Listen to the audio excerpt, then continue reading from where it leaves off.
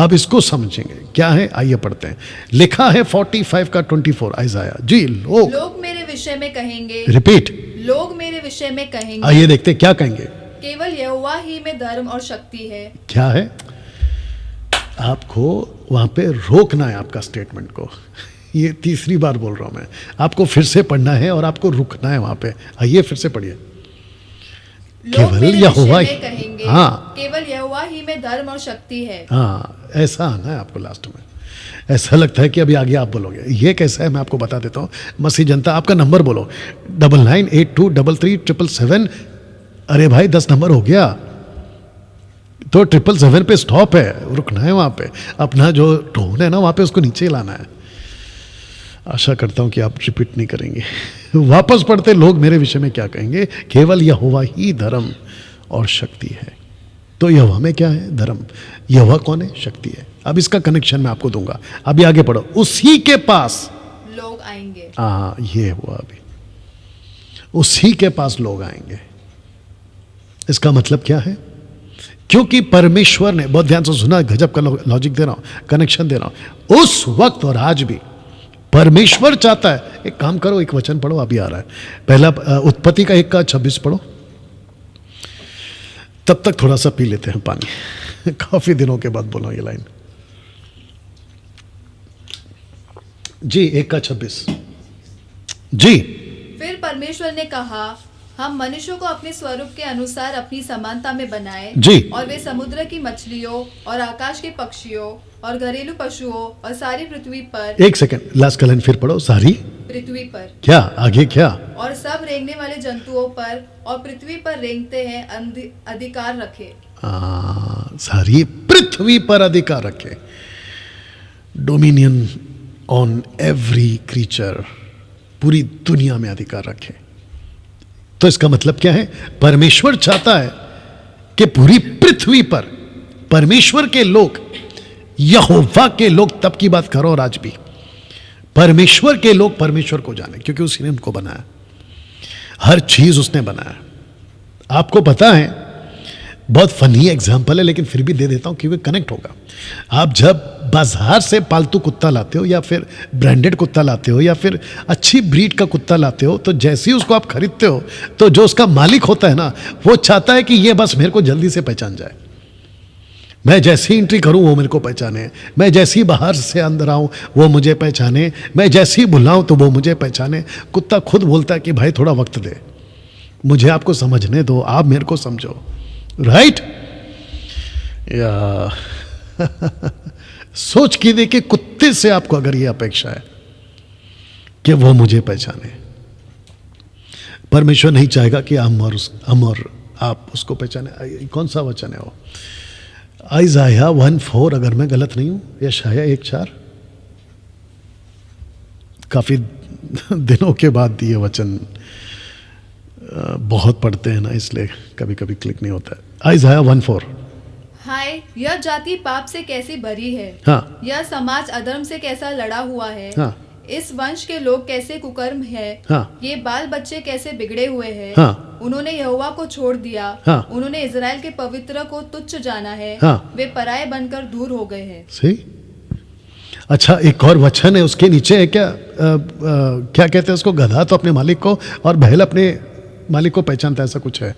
उसको भी पढ़ लेना अगर मिल गया तो, नहीं तो मैं आगे बढ़ता हूं।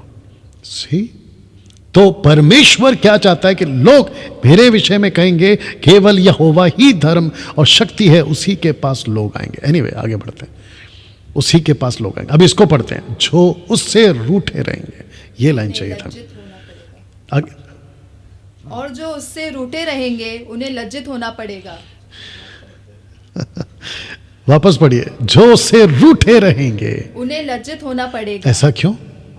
जो परमेश्वर से रूठ जाएंगे उनको शर्मिंदगी का सामना करना पड़ेगा, वो लज्जित होंगे। ऐसा क्यों? आगे रखूंगा इसका कनेक्शन। अभी 45 का 25 पढ़िए। इजराइल के सारे वंश के लोग यहोवा ही के कारण धर्मी ठहरेंगे और उसकी महिमा करेंगे। एक मिनट, कौन सा वंश? कौन सा वंश? इजराइल के। ओके, यहां पे पृथ्वी है? नहीं। आप ऊपर से अगर आप पढ़ोगे ना तो आपको पता चलेगा, मैं वापस पढ़ देता, लोग मेरे विषय में कहेंगे केवल यहोवा ही धर्म और शक्ति है, उसी के पास लोग आएंगे जो से रूठे रहेंगे, उन्हें लज्जित होना पड़ेगा। लेकिन अब ये 25 में क्या बोल गया, कहता है कि इज़राइल के सारे वंश के लोग यहोवा ही के कारण धर्मी ठहरेंगे और उसकी महिमा करेंगे। यहां पर एक नेशन को क्यों बोला गया, जबकि बोलना चाहिए था कि पूरी पृथ्वी के लोग, ऐसा क्यों? इसका कनेक्शन आपको यहां पे दे रहा हूं। Are you ready for this? लिखा है तनाक हैव 630 रूल्स, 630 रूल्स हैं। तनाक, ये तनाक क्या है मैं आपके बीच में रख रहा हूं। तनाक आज के मॉडर्न या तब भी उसको कहते हैं तोरा, तोरा, ओके, जिसको कहते हैं 5 किताबें तनाक। T stand for Torah, N for prophets and K for writers और writings। तो परमेश्वर क्या करते थे, किताबों को लिखने के लिए, तोरा को लिखने के लिए नबियों को चुनते थे और वो लिखते थे, जिसको कहते हैं तनाक। वाह, 630 रूल्स किसके लिए? इज़राइल के लिए, ताकि इज़राइली को पता चले कि यहोवा ही के कारण धर्मी ठहरेंगे। तो इसका मतलब है, अब मैं चाहता हूं कि थोड़ा सा आपको कुछ चीज़ें बताऊं जो कि बहुत ज़रूरी है। सब लोग तैयार हैं तो मैं आपके बातों को रखना चाहूँगा। यहाँ पे 370 700 वहाँ पर है, तो 1000 के आसपास लोग अभी भी कनेक्टेड हैं, ठीक है ना? और बाकी आप लोग बहुत कुछ सीख रहे हैं, मैं समझता हूँ।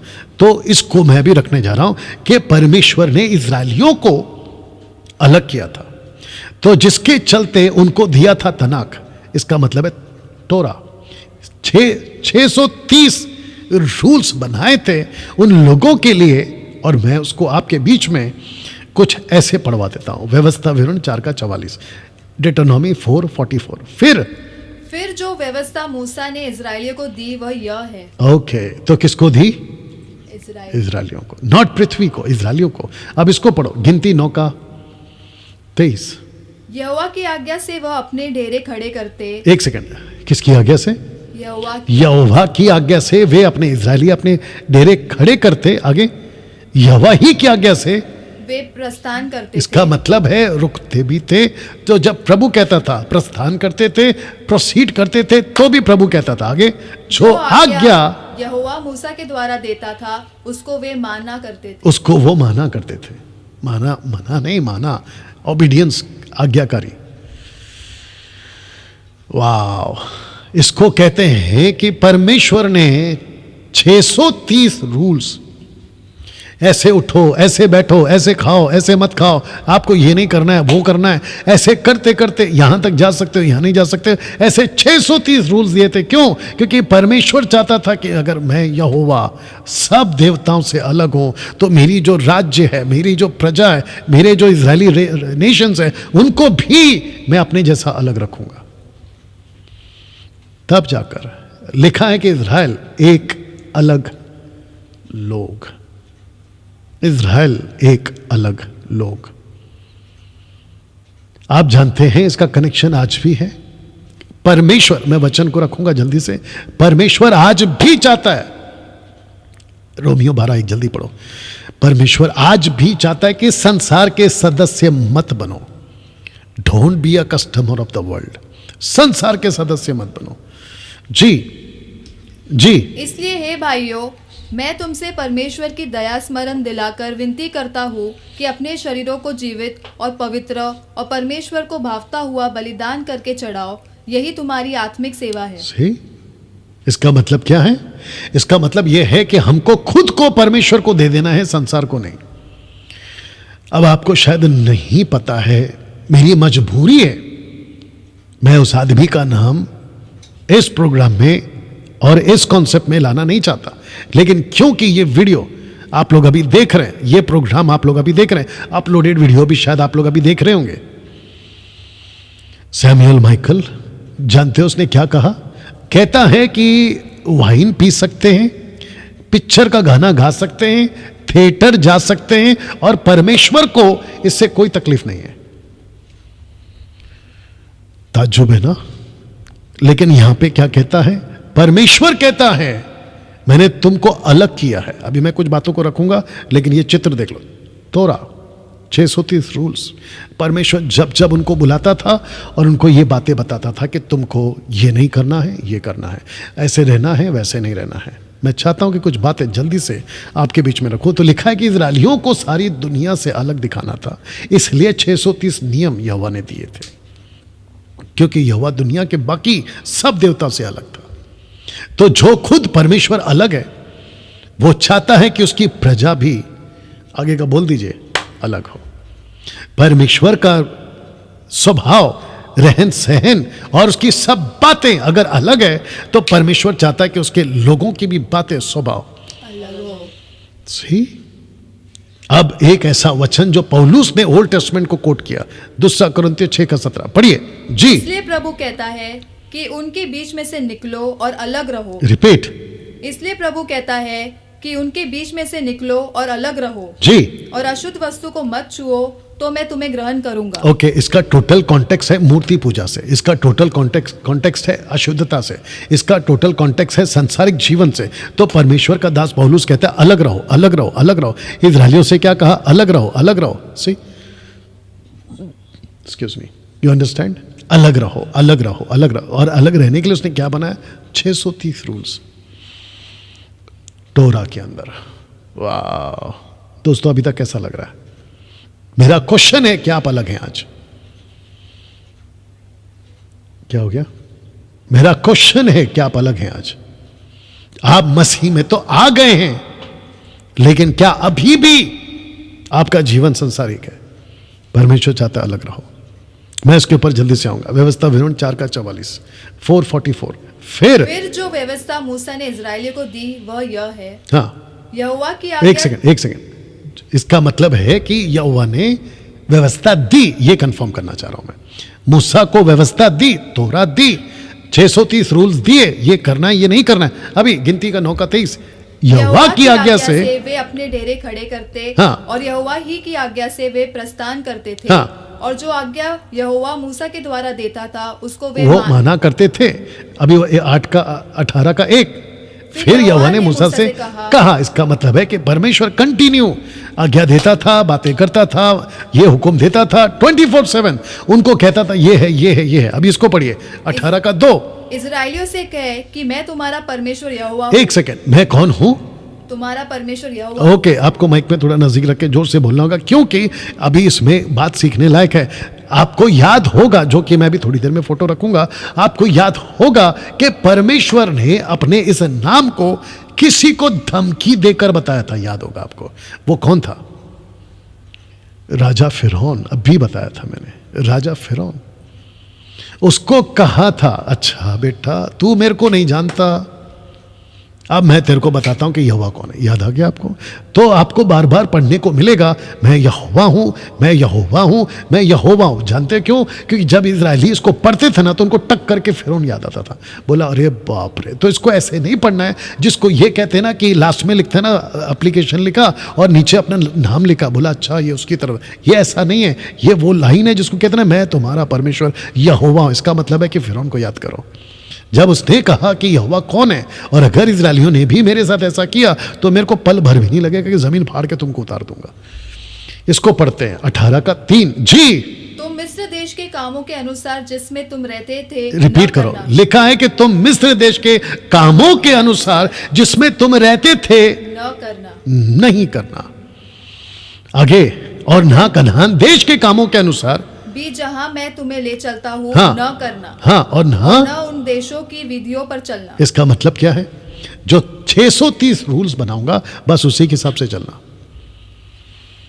630 रूल्स, उसी के हिसाब से चलना।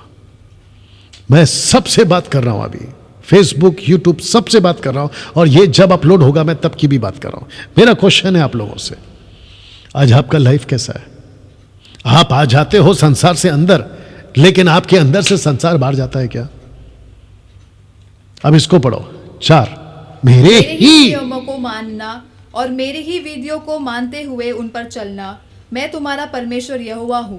इसका मतलब क्या है? लास्ट का लाइन, इसका मतलब क्या? लास्ट का लाइन इसका मतलब है कि इजरायलियों को पता था कि फिरौन ने बोला यहोवा कौन है, तब परमेश्वर बोलता है कि ये जो लाइन है ना लास्ट वाली, मैं हर लाइन पे बोलते जाऊंगा, हर स्टेटमेंट पे बोलते जाऊंगा ताकि इजरायलियों को पता चले। अब इसको पढ़ो 18 का 5। इसीलिए तुम मेरे नियमों और मेरी विधियों को निरंतर मानना, जो मनुष्य उनको माने वह उनके कारण जीवित रहेगा, मैं यहोवा हूँ। ओ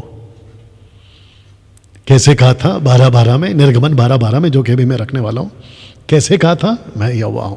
अब इसको पढ़िए लेवी व्यवस्था 18 का 21। और अपने संतान में से किसी को मोलेक के लिए होम करके न चढ़ाना और न अपने परमेश्वर के नाम को अपवित्र ठहराना, मैं यहोवा हूँ। ऐसा क्यों? ताकि तुमको बार बार याद दिलाते रहो, जीसस क्राइस्ट, तुम जिसके पीछे चल रहे हो वो यहोवा है, तुम जिसकी आराधना कर रहे हो वो यहोवा है, तुम जिसकी आज्ञा का पालन कर रहे हो वो यहोवा है। ऐसे इस्राएलियों को बार बार याद दिलाता था। अब इसको पढ़िए 18 का 30। यह आज्ञा जो मैंने तुम्हारे मानने को दी है उसे तुम मानना, और जो घिनौनी रीतियां तुमसे पहले प्रचलित है उनमें से किसी पर न चलना और न उसके कारण अशुद्ध हो जाना। मैं तुम्हारा परमेश्वर यहोवा हूँ। अब ये चित्र याद आ गया आपको। क्या कहता था? मैं दंड दूंगा। क्यों? मैं यहोवा हूं। क्यों कहा? क्योंकि मैं यहोवा को नहीं जानता था। बताइए, तो मेरा क्वेश्चन आप लोगों से भी है। आप अभी मसीह तो हैं, लेकिन आपका तंबाकू, आपका गुटखा, आपका सिगरेट, आपका दारू, आपका थिएटर जाना, आपकी उल्टी सीधी हरकतें, ये सब नहीं छूटा है, तब कहता है कि मैं यहोवा हूं। और अभी मैं कनेक्शन दूंगा आपको। मसीह जीवन आप जी तो रहे हैं, लेकिन आप परमेश्वर को शायद भूल गए कि वो कौन है। Are you ready for this? अभी जो अगला स्लाइड आएगा आपके बीच में रख रहा हूं। लिखा है इब्रानियों 10:31 में, जीवते परमेश्वर के हाथों में पड़ना भयानक बात है। ऐसा क्यों? क्योंकि लिखा है इब्रानियों 13:8 में, नहीं पढ़ना, लिखा है कि परमेश्वर कल आज एक सा है। अगर वो तब बर्दाश्त नहीं करा तो आज भी नहीं करेगा। अब इसको पढ़िए 2 कुरिन्थियों 6:17। इसलिए प्रभु कहता है उनके बीच में से निकलो, अलग रहो। तो मेरा क्वेश्चन ये है, आप थिएटर की जिंदगी से बाहर तो आ गए, लेकिन क्या आप अलग हुए हैं? मतलब संसारिक जीवन, वो सब पाप। और ऐसे ऐसे आजकल यूट्यूब पे प्रचारक हैं या फिर वीडियो बनाते हैं जो कहते हैं वाइन पियो कुछ नहीं होता, आप पिक्चर जाओ कुछ नहीं होता, पिक्चर के गाने सुनो कुछ नहीं होता। एक व्यक्ति है साहब, उससे मिला था, उसका नाम है मूसा। मूसा इब्रानियों की किताब में लेखक के हिसाब से कैसे बात करता सुनते हैं। लिखा है सबसे मेल मिलाप रखने और उस पवित्रता के खोजी हो जिसके बिना कोई प्रभु को कदापि ना देखेगा। आप दारू पी रहे हैं, खुद को कहते पवित्र है, कैसे पॉसिबल है? आप थिएटर जाते खुद को पवित्र कहते, कैसे पॉसिबल है? आप सांसारिक जीवन जी रहे, खुद को पवित्र कैसे पॉसिबल है? यीशु कहता है तुम्हारी बातें हाँ की हाँ और ना की ना, या तो इधर या तो उधर, ना ठंडा ना गर्म, बीच में हो तुम। मैं चाहता हूं कि जितने भी यूट्यूब पर जो वीडियो बनाते हैं, वो चाहे सैमुअल माइकल हो या फिर कोई भी अलाना फलाना हो, उन सब को सुनने से पहले आप उनकी वीडियो को एक बार जाके चेक करो कि ये बंदे का बैकग्राउंड क्या है। ये बंदे का बैकग्राउंड क्या है, मतलब इसके पीछे का क्या चल रहा है, इसकी वीडियो के कंटेंट क्या है, वो एक बार चेक करना। उसके बाद ये वक्त आ गया साहब, नहीं तो आप लोग धोखा खाते बैठोगे। तो फिर से इसको पढ़ने जा रहा हूं। लिखा है कि सबसे मेल मिलाप रखने उस पवित्रता की खोजियो जिसके बिना प्रभु को कदापि कोई ना देखेगा। ये है कॉन्टेक्स्ट। अब वचन 15 पढ़िए और ध्यान से देखते रहो। नहीं, शब्द को सुर डाल के पढ़ो। लिखा है ध्यान से देखते रहो। ऐसा क्यों? क्योंकि आप जो परमेश्वर के साथ चल रहे, पीछे रख दे रहा हो, वो भयानक परमेश्वर है। इसलिए लिखा है ध्यान से देखते रहो। पढ़िए, ऐसा न हो कि कोई परमेश्वर के अनुग्रह से वंचित रह जाए, हाँ, या कोई कड़वी जड़ फूट कर कष्ट दे, हाँ, और उसके द्वारा बहुत से लोग अशुद्ध हो इसका मतलब है कि एक खराब मछली पूरे तालाब को खराब कर देते, एक यूट्यूब का गलत प्रचारक पूरे यूट्यूब को खराब कर देगा। सही, सब ठीक है? क्या चल रहा है वहां पे? क्या है वो scene? Okay, it's okay, you understand दोस्तों? अभी तक बात समझ में आ गई ना? इस लेखक ने एक व्यक्ति को इंट्रोड्यूस किया। आइए मैं चाहता हूं उसको पढ़े। वचन 16। ऐसा ना हो कि कोई जन व्यभिचारी दुष्ट एसाव की नाई। किसकी नाई? दुष्ट एसाव। नहीं, एसाव। ये एसाव कौन है? याकूब का बड़ा भाई। आप सभी जानते हैं एसाव उसका बाप, अब्राहम का बेटा एसाव क्या किया था? जब शिकार करके आया, भूख लगी थी, मसूर की दाल बन रही थी, ऐसा हिंदी बाइबल कहता है, मसूर की दाल, उसके चक्कर में अपना बड़ा पद बेच दिया। आगे पढ़िए। दुष्ट एसाव की नाई अधर्मी हो, जिसने एक बार के भोजन के बदले अपने पहलौठे होने का पद बेच डाला, पद को बेच दिया। अपनी जो आशीष की पद थी ना, उसको बेच दिया। किसके चक्कर में? एक वक्त के भोजन के लिए। आइए सुनते वचन 17 क्या कहता है। तुम जानते हो कि बात को जब उसने आशीष पानी चाहिए तो अयोग्य गिना गया, और आंसू बहा बहा कर योजने पर भी खोजने पर भी मन फिराव का अवसर उसे ना मिला। वो फोन उधर दे दो आप, क्योंकि आप डाइवर्ट हो रही हैं। लिखा है खोजने पर भी नहीं मिला। इसको क्या कहते हैं पता है? ये चेतावनी के शब्द हैं। एसाव का जीवन, इस्राएलियों का जीवन, ओल्ड टेस्टमेंट के कैरेक्टर्स जितने हैं जिन्होंने गड़बड़ियां की, उनका जीवन आप सबके लिए एक सबक है। तो एसाव के बारे में कहता है कि खोजने पर भी उसको ये वापस मौका नहीं मिला। कहीं ऐसा ना हो कि किसी की मूर्खता की टीचिंग के चलते तुम अपना अनंत काल का जीवन खो दो। अब इसको पढ़िए, वचन 18। मैं तुम तो उस पहाड़ के पास, ये कौन सा पहाड़ है? अगर आपको याद होगा मसीह जनता, कौन सा पहाड़ है ये वो पहाड़ है जहां पर मूसा से परमेश्वर ने बात की, सीनै पर्वत। जी, लिखा है वो तुम उस पहाड़ के पास जो छुआ जा सकता था, आग से प्रज्वलित था, काली घटा, अंधेरा, आंधी के पास। क्योंकि जब परमेश्वर उतरते थे तो ये सब होता था। आंधी चलती थी, काली घटा आती थी, सब कुछ होता था। जी, वचन 19। और तुरी की ध्वनि, इसका मतलब है जब परमेश्वर उतरते थे तो स्वर्ग दूत उसके लिए तुरियां बजाते थे। जी, और बोलने वाले कि ऐसे शब्द के पास नहीं आए जिसके सुनने वालों ने विनती की कि अब हमसे और बातें न की जाए। सी, अब हमसे बर्दाश्त नहीं होता, क्योंकि ऐसी आवाज और ऐसी आंधी, ये है आपका परमेश्वर। अब इसको पढ़िए, वचन 20। क्योंकि वे उस आज्ञा को न सह सके कि यदि कोई पशु भी पहाड़ को छुए तो पतरवाह किया जाएगा। इसका मतलब है कि उसकी आज्ञा को वो बर्दाश्त नहीं कर सके। 630।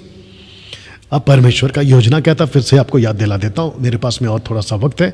परमेश्वर का योजना था कि मैं अकेला अलग हूँ, मैं पूरी दुनिया को चलाने वाला हूँ, मैं बाकी देवताओं से अलग हूँ, मैं उनके साथ में उनका व्यवहार नहीं करता, मेरा स्वभाव अलग है, मैं उनकी तरह बच्चों का अर्पण नहीं चाहता, मैं किसी प्रकार का गलत काम नहीं करता, और मैं वो परमेश्वर हूँ जो धर्मी और शक्ति और पवित्र सब कुछ है।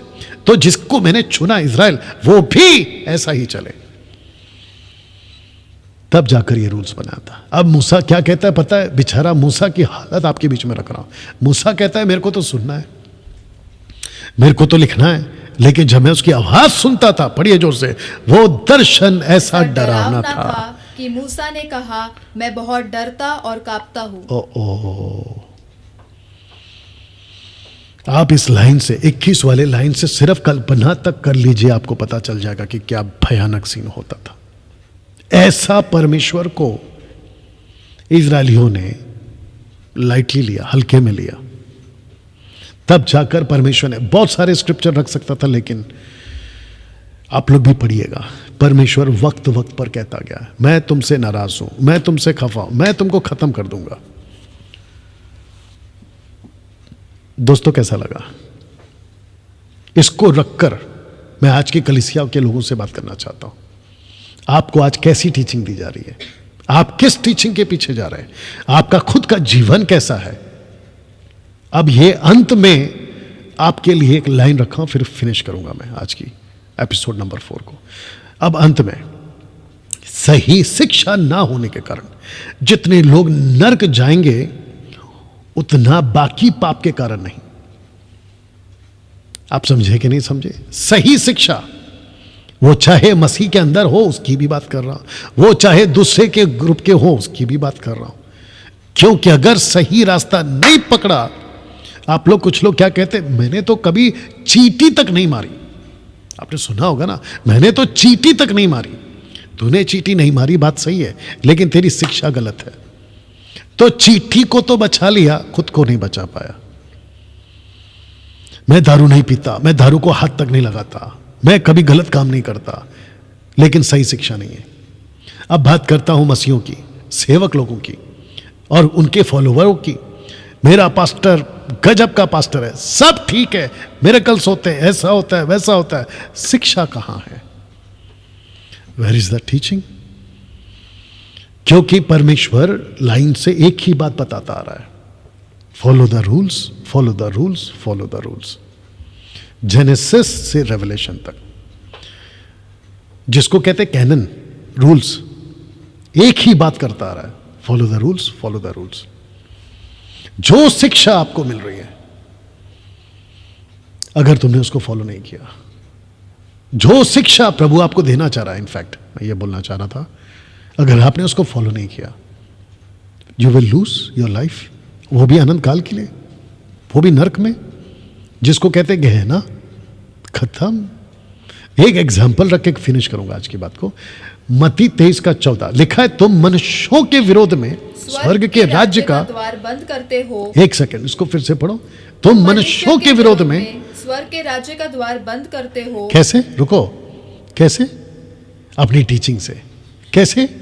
अपनी उल्टी सीधी डॉक्ट्रिन से। कैसे?